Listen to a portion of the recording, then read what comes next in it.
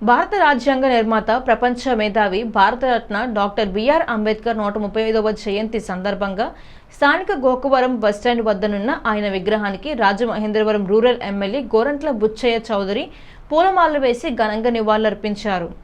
ఈ సందర్భంగా ఆయన మాట్లాడుతూ వాడవాడలా డాక్టర్ బిఆర్ అంబేద్కర్ జయంతి వేడుకలు జరుగుతున్నాయంటే ఆయన దేశానికి అందించిన సేవలు, అభివృద్ధిని చూసి అంబేద్కర్ను స్మరించుకుంటున్నారని అన్నారు.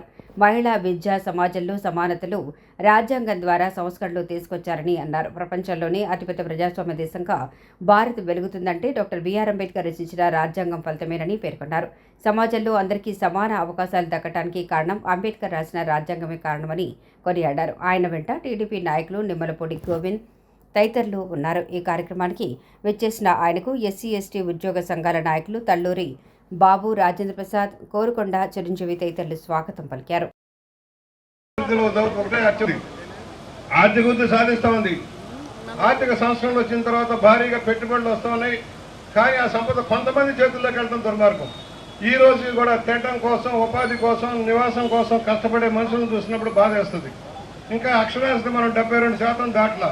సంపూర్ణ అక్షరాస్యత సాధించాలనేది అంబేద్కర్ మహాశయ యొక్క ఆశయం.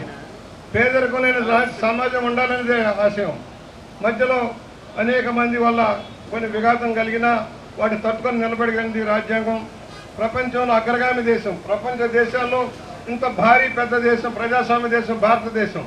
ఇవాళ అమెరికా చిన్న దేశం మనతోటి పోల్చుకుంటే జనాభా లెక్కను చూస్తే ప్రపంచంలో నెంబర్ 1 భారతదేశం.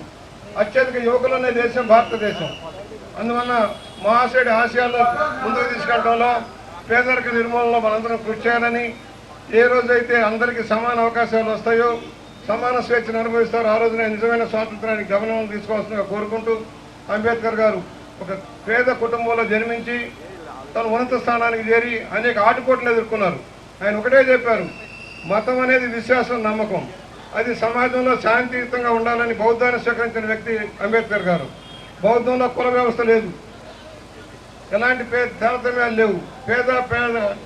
పేదవాడు అనే తేడా లేకుండా సామరస్యంగా ఉండే విధానాన్ని అవలంబించారు. అలాంటి మహాశయుడు అంబేద్కర్ గారు ఘనంగా నివాళులర్పిస్తూ ఇవాళ మనందరం కూడా ఒక దేశ పండుగ